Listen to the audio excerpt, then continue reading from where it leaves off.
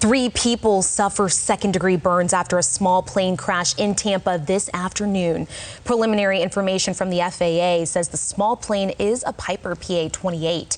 The plane crash has caused power outages for nearly 200 customers, according to the TECO Power Company. JCPenney, newly out of bankruptcy, says it's closing 15 more of its stores. It includes stores in Cape Coral and Gulf Coast Town Center in Estero. But for now, 2 Pennies in our area, the one at Edison Mall in Fort Myers and the one at Coastland Mall in Naples, are staying open.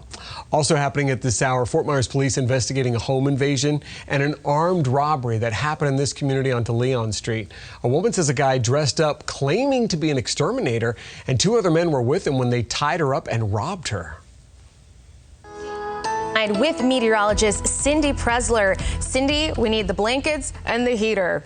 I think it was so chilly this morning your pets didn't even want to go outside, right? Well, lows in the mid to upper 40s everywhere across southwest Florida. Even a little bit of cloud cover, but that burned off quickly. So mostly sunny skies today. Winds are now coming out of the northeast, so that's going to start sending us just a little bit milder air. So lows not quite as chilly, but still chilly, right?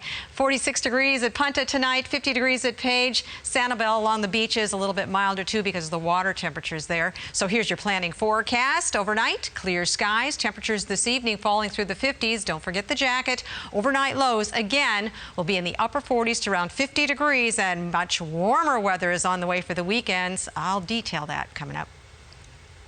Happening right now, a Lee County grand jury coming down with some indictments, 3 indictments in 2 different murder cases today. Jaquan Robinson is accused of murdering a woman inside her Lehigh Acres home back in October. And Dexter Thomas and Antonio Cruz were indicted for a 2015 murder that also happened in Lehigh Acres. 3 people broke into this house on Centennial Boulevard, reportedly planning to rob 36-year-old Luis Vasquez Ocasio, but they ended up shooting and killing him inside the home. A 3rd person arrested in the case is now awaiting a court date. A Cape Coral house fire was deemed accidental. Crews say the fire caused $150,000 worth of damage and was likely caused by smoking materials. It's the 3rd avoidable building fire in the city so far in the holiday season, as marked by those red bulbs that they put on the fire station's big wreath there. Lee County officials say this man, Christopher McLean, is responsible for Wednesday's armed robbery that happened at Stamatis Family Restaurant. Investigators say McLean is also responsible for an attempted robbery that happened at a nearby Publix yesterday. Look at the haul that Lee County Sheriff's deputies say they seized crack, ecstasy, and enough fentanyl for 13,000 fatal doses. It's now off the streets tonight. 3 men, Prince Davis, Roosevelt Jackson, and Austin Peterson Jr. are now in the Lee County Jail in this case, and authorities say more arrests could be coming in this investigation. The holiday season is also known for being the deadliest season when it comes to impaired driving. 839 people were killed in crashes involving a drunk driver in December 2018. The National Highway Traffic Safety Administration and local law enforcement marks Drive Sober or Get Pulled Over season starting tonight through New Year's Day. Tonight, Miami and the town of Palm Beach are the largest cities in Florida to enact COVID-related curfews. Miami's, which went into effect this past weekend, runs from 12 a.m. to 6, and then Palm Beach, which enacted its curfew on Monday, runs from 1 a.m. to 5 a.m. Health experts are worrying that Southeast Florida could see another wave of positive cases as we get deeper into the holiday season. Moderna says it's ready to ship its COVID vaccine over the weekend, pending final authorization from the Food and Drug Administration, the FDA. Once approved, the Moderna formula will be shipped to 4 hospital systems in Southwest Florida, including NCH and Collier County. More Moderna vaccine could be shipped at one time because it doesn't require the sub-zero storage like Pfizer's vaccine. And Vice President Mike Pence, his wife Karen, and Surgeon General Jerome Adams all got the coronavirus vaccine this morning. It was done on live TV at the White House. Vice President Pence called the speed of producing a vaccine, quote, a medical miracle and the beginning of the end of the coronavirus pandemic. Pfizer's COVID-19 vaccine that people got this week requires a complex and precise procedure for it to work. And one hospital agreed to show our Usher Qureshi step by step. Before the needle even breaks the skin, strict protocol must be followed precisely. We're going to take it from the -80 ultra-low storage. We're going to defrost it at refrigerator temperatures. That's going to give us 5 days of stability for the vaccine. It's like something out of Mission Impossible. We installed additional security cameras, and we have additional security protocols. Erin Shaughnessy is the director of pharmacy at Rush University Medical Center in Chicago. She's charged with ensuring the vaccine is securely handled and properly prepped before it's injected. We don't want to get close to that limit because we don't want to risk wasting any of the drug. This stuff is liquid gold right now. That liquid gold must be stored at 80 below zero in a secure location only a few pharmacists have access to. We have to take it out of the ultra-low freezer and move it to a refrigerator just to thaw for 3 hours. Once thawed, it cannot be restored. You can't put the medication back into the freezer. You have to use it or you're going to lose it. So once it's done thawing, it's going to have a 5-day refrigerated expiration. Pfizer's vaccine protocol also requires the vaccine be protected from UV light, and the dilution must be gently inverted exactly 10 times. Shaken too hard, and it could go bad. It's very specific. It's very, very specific. That's when the clock starts ticking. Once they're thawed and reconstituted, basically diluted down to make the actual doses, then that's when we have 6 hours on the clock going from that dilution point into someone's arm. Each dose is recorded and logged. It's a symphony of procedures that must come together like clockwork. It's a lift for a lot of hospitals, a lot of organizations, but I think it's a challenge that everybody is ready to rise to because everyone is so excited about getting this vaccine process started. A once-in-a-lifetime pharmaceutical mission with nothing left to chance. Reporting from Chicago, I'm Usher Qureshi. Thank you, Usher. And if you want the latest information about the progress when it comes to vaccine distribution and the latest on infection rates, just go to fox4now.com. Florida Gulf Coast University trying to spread some holiday cheer through a little song and dance. Azul the Eagle and his co-stars hope to spread the message of coming together for the holidays, showing that you can remain socially distant, as you see here, and still enjoy the spirit of togetherness. You can see the whole video on the FGCU YouTube page. And coming up, Neighbor Helping Neighbor. A business owner tries to help this woman using what she calls a God-given gift. And welcome to the neighborhood, or not. President Trump says he'll live at Mar-a-Lago permanently, but some of his neighbors say no thanks. Cindy? Christmas is now only a week away, and there's another cold front on the way, arriving on Christmas Eve. I'll let you know what that could mean for our weather. Corner. Flowers are resting tonight on the spot where Colleen Eglin's body was found 31 years ago. Her family held a vigil in her honor today, holding out hope that her killer will one day be found.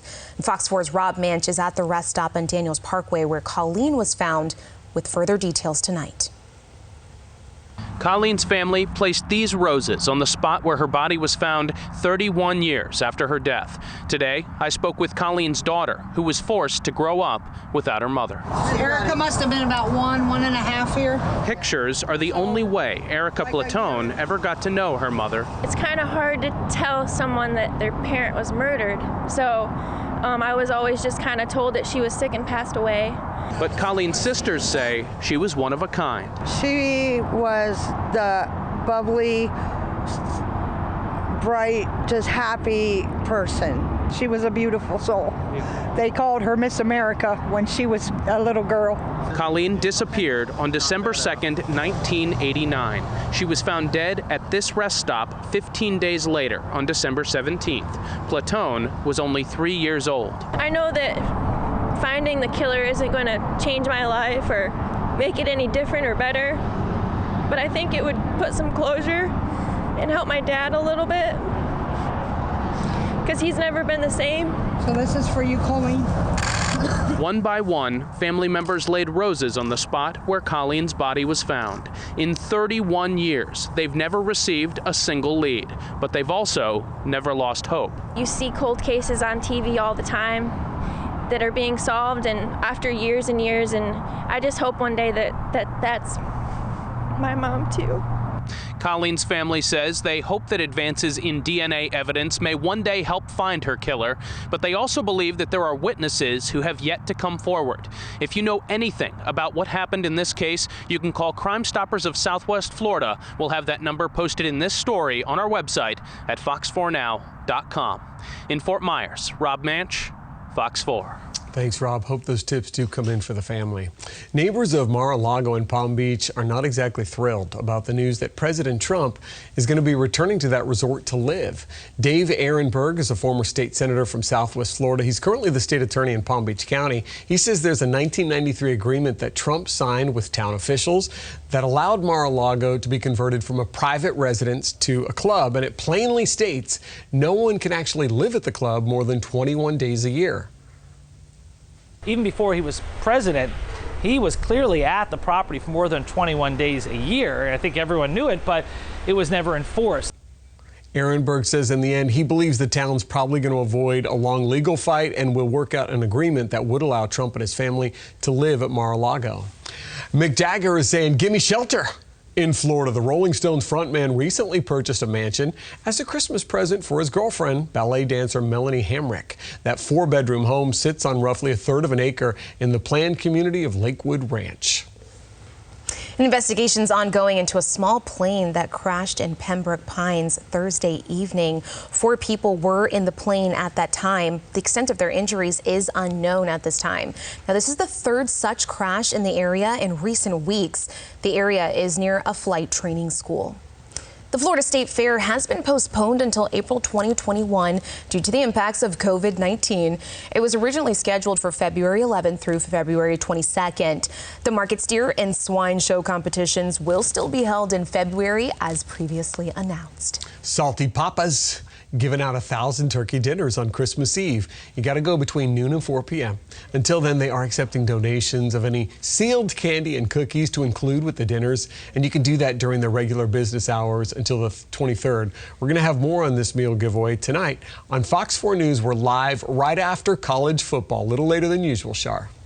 That's right, Patrick. We have an inspirational story for you tonight. We can all use it around this time of year, right? Tonight, a Tarpon Springs business owner is trying to help a woman down on her luck. But as reporter Eric Waxler discovered, she already has a beautiful gift that money can't buy. Josephine Adams is struggling physically. My arms are getting tired, my legs. And financially. I've been sitting outside, not knowing where I'm going. His grace. But one thing she does have is the talent to move people with her voice. Saturday, Josephine just happened to be singing across the street from Eddie Mullally's Tarpon Springs bike shop, Neptune Cyclery. She was really good. It was beautiful and powerful, and I said, I'm going to try to film this. Josephine finished and went on her way, but left an impression on Eddie. She was so thankful for what she had, and she had everything in a shopping cart. And I felt bad that I wasn't more thankful when I watched the video. After posting the video on Facebook, Eddie started getting offers from friends who wanted to help Josephine, so he tracked her down. People have offered money. I got a girl calling today that might have a place for her to stay. Really appreciate meeting him. A lot of times I'm walking since my childhood, singing and praying as I go, through the day. So many bad things have been happening recently. But Eddie is hoping to change that. He created a GoFundMe page and wants to host a benefit concert where even more people can hear her sing. His grace. She's just a very special lady, and I'm glad I met her. I appreciate that. I appreciate God, and all the love that they showed, because I am outside with nowhere to go. So I'm asking you to, to pray for me. I love you. God bless you. Special story right there. Now, you can see all of our rebound stories like this one and connect with your neighbors as we all work through this time together. Just go to fox4now.com/rebound.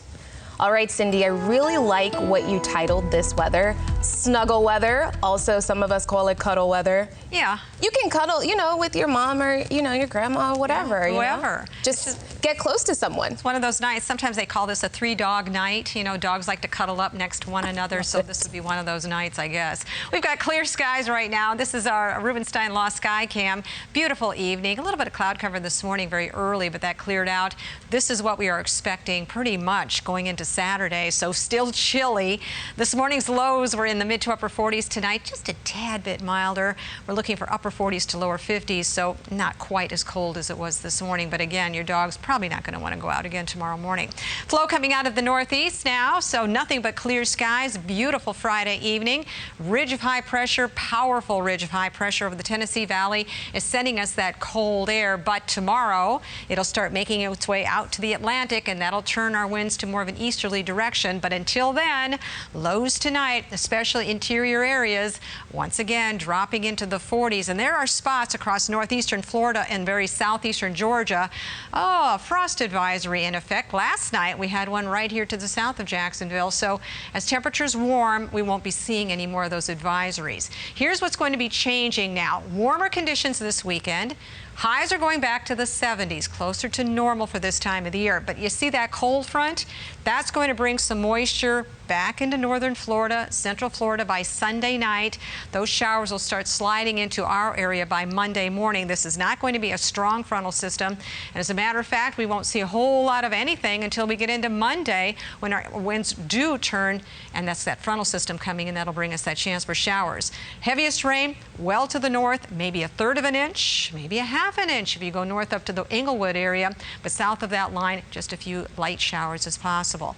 The upper level forecast as we head into the Christmas week. Another batch of cold air, really cold air coming south out of Canada. This will be on Friday, Christmas Day.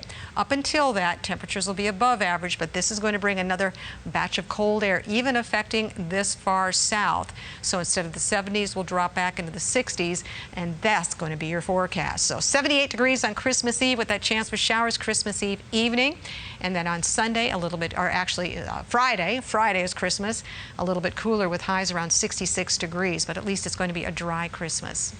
Here's your forecast. Right now, 54 degrees at Immokalee. We've got a couple of clouds showing up there. Elsewhere, it is clear. So tonight's lows will drop to about 50 degrees. That would be at Page Field, a little bit cooler in other areas. Mostly sunny tomorrow. Bring that high up to 76 degrees, which is right where we should be at this time of the year. A little bit warmer again as we head into Sunday. Partly cloudy skies. Here comes that front. So maybe a shower on Monday morning. Temperatures drop back just a little bit, but boy, Wednesday, 78 degrees. Cooler on Christmas Day. A lot of work going in to make sure your kids can see Santa safely. How the Big Guys helpers are making this a contactless experience in Southwest Florida. The FBI investigating a threat to a Florida Democratic leader. What was caught on this surveillance video?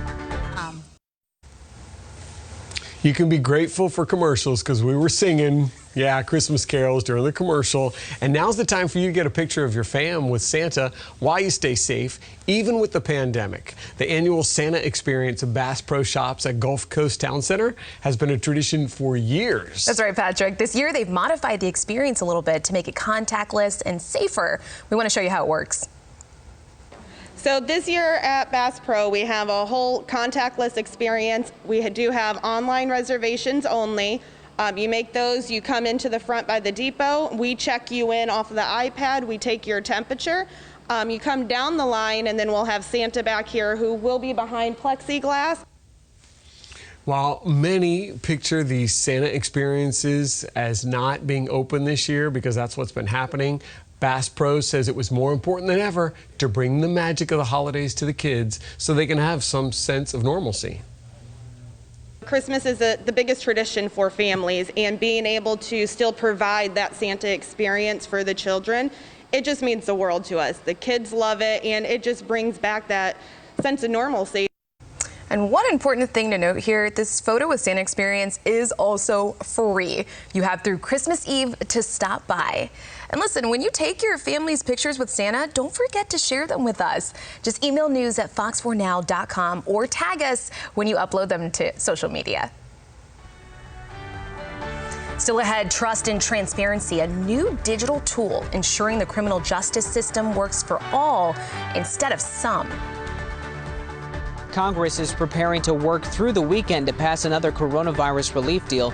I'm Ray Bogan with what last-minute unexpected snag is holding them up. Next. Live from the station that's in your corner, you're watching Fox 4 News at 6.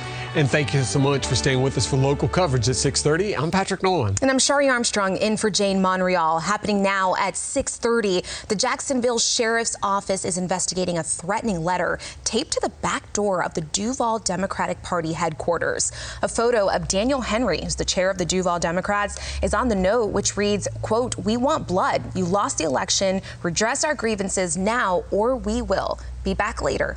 We the people." The NHL telling its 7 Canadian-based teams that there is a possibility that they'll have to play in the United States this season due to roadblocks with Canadian health authorities. The NBA's Toronto Raptors are staying in Tampa for their preseason. Tonight, the former wife of a Jacksonville Sheriff's Office detective, the wife seen here, pleaded guilty to second-degree murder and 4 other violent crimes connected to the 1999 death of a convenience store clerk. Melissa Schaefer and her then-husband, JSO officer William Bear, were linked to that killing through DNA evidence that was found under the clerk's fingernails and blood that was found at the crime scene. Trust through transparency. The Hillsborough County State Attorney's Office just launched an online tool that allows you to see how fairly the criminal justice system is working for you. Heather Lee navigated the site and finds out what the state attorney himself would like to see changed. A first of its kind in the state of Florida, a dashboard 2 years in the making that State Attorney Andrew Warren is hoping will build trust in the community. We're showing that we are willing to open our kimono, reveal everything we have to be transparent with the community. The site launched Thursday morning and compares data year to year and month to month. You can track all kinds of statistics as they relate to the justice system. For example, how likely it is the state attorney's office would pursue your case depending on your race. In December of last year, the state attorney's office was more likely to dismiss a black person's case by 5.8% compared to the overall average. In October, it was nearly double that at 10.7%. We can't fix what we can't see.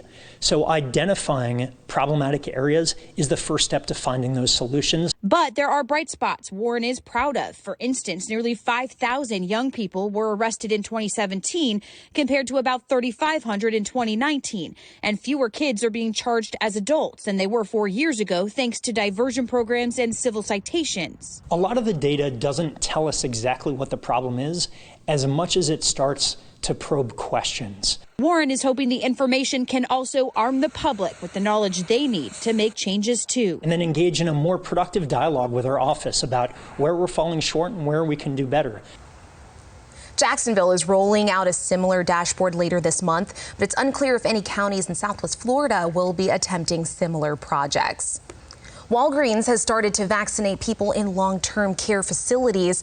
According to a news release, Walgreens team members will administer the vaccine in, quote, approximately 800 long-term care facilities across 12 states starting next week. President-elect Joe Biden will be vaccinated against COVID-19 next week. He and Dr. Jill Biden will get their shots on Monday in their home state of Delaware. Biden said earlier this week that, quote, I want to make sure we demonstrate to the American people that it is safe to take. All 50 states are reporting record numbers of hospitalizations and deaths as this new surge just grinds on. All 50 states now reporting record numbers of COVID-related hospitalizations. In California, the situation is so dire, there are reportedly no available ICU beds in the southern part of that state. Let me be clear. We have a problem, and at this point, all our hospital systems can do is brace for these days and weeks to come.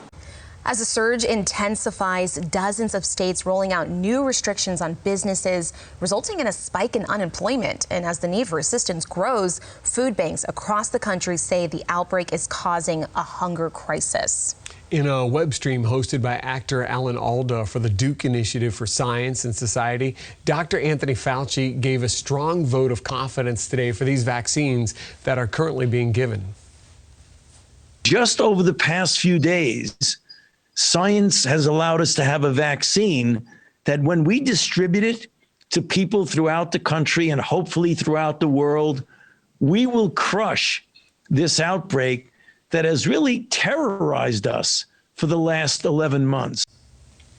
Tonight, the House of Representatives has passed a 2-day stopgap spending bill to avert a partial government shutdown that could happen this weekend. This is part of an effort by lawmakers to buy some additional time for the very frustrating slow endgame negotiations on an almost $1 trillion COVID-19 economic relief package. In fact, members of Congress would normally be on holiday vacation by now, but they're not leaving Washington till the corona relief bill is passed. Ray Bogan has the latest on where the talks stand. Keep tonight free, tomorrow free, Sunday free. They're close, but not there. Members of Congress on the 1-yard line of relief negotiations just hit a last-minute snag. Republican Senator Pat Toomey tried to limit the Federal Reserve's ability to extend lending programs. Democrats say that will hamstring the Biden administration's efforts to get the economy back on track when they take office. There's dozens of little points of disagreement that have arisen in recent days. Yes, we should be able to negotiate some resolution here. The Democrats seem to keep moving the goalposts. The clock is ticking for Congress to act. At midnight, the federal government will shut down if lawmakers don't pass a new spending bill. Party leaders on both sides of the aisle hope to combine the spending package and the $900 billion relief deal. The Senate will be right here until an agreement is passed, whenever that may be. The latest version of the relief bill extends boosted unemployment benefits and provides billions for vaccine development and distribution. Senators Josh Hawley and Bernie Sanders are also continuing their effort to provide Americans with another $1,200 direct payment. I will keep working with whomever it takes, for however long it takes, until we get the working people of this country relief. The latest relief proposal is still missing some big-ticket items, including liability protections and funding for state and local governments. Both sides say they'll come back to that during the Biden administration. Ray Bogan, Fox News. Illinois Senator Dick Durbin slams the president for lack of a response towards one of the worst cyber attacks on our federal agencies. This after a report accusing Russian hackers of penetrating emails of the U.S. Treasury and Department of Energy. Durbin criticized the president's current relationship with Moscow. It has all the earmarks and fingerprints of a Vladimir Putin project, an ongoing effort by Russia to undermine the United States. Now, in a statement, Russia denied any involvement in the attack, saying, quote, Russia does not conduct offensive operations in the cyber domain. Well, a couple of college students want to help moms stay in the workforce. They're calling it Project Matriarch, and it matches college students with families to provide online tutoring or mentorship for their kids. The founders of Project Matriarch say the program gives moms a break from constant homeschooling and caregiving to focus on their own interests. Ever since the pandemic started, a lot of people have become unemployed or maybe had their hours or salary cut with less money to cover expenses. So all new tonight, our Wendy Ryan spoke with a life coach about 4 ways you can improve your mental well-being and a game that could actually help you land a job. You have to ask for help. You have to have the courage to ask for help. Adam Jablin, a life coach and author, says this pandemic has challenged our mental health and for many brought on extreme financial stress. People's minds are now addicted to worrying, okay? So they're going to be freaking out over the next paycheck. The bills are going to come in, the American Express card, the Visa card, the mortgage payment, and they're going to start feeling like they're drowning. So if you're feeling hopeless, Jablin recommends 4 things you should start doing right now that can help. First, start moving. Exercise. It's huge. You raise the endorphin level, you get the serotonin going, you feel better, the body feels better. Second, talk to someone, anyone. I'm a big believer in sharing with another person because when you share it, you cut it in half. Now 2 people know what's going on. Sharing is huge. Third, write down what you're feeling. Putting a pen to paper and journaling or just writing what is going on in life. It's an exercise that helps. It releases. Finally, start a spiritual path, even if you don't have a strong faith. Pray. I don't care if you believe in God or not. It's not about your belief in God. It's that there's something more powerful. There's something going on. You're asking for help. He also recommends playing the no game. Apply to any open position, even if you're not qualified. I want them to apply everywhere. Try to collect as many no's as possible. Make it a game. Repetition, repetition, repetition, because eventually you're going to get a yes. And then you're going to get another yes. And then you're going to get another yes. And you'll have the choice. And instead of worrying about the future, Javelin says stay in the present. Take it one day at a time. Take it one moment at a time. Take it one meal at a time. Take it one prayer at a time. Take it one television show at a time. Just be in the moment. And while you're heeding that life coach's advice, you can go to fox4now.com/job search, and you can search for and apply for jobs that are available in Southwest Florida as we all work to rebound from the pandemic together. Find out what the post office is doing tonight to ensure your gifts make it to Grandma's house just in time. Whoppers via Google? While your next fast food stop may be as simple as just opening a search engine. He's watching, you bet. Here's your forecast. If you're going to be doing any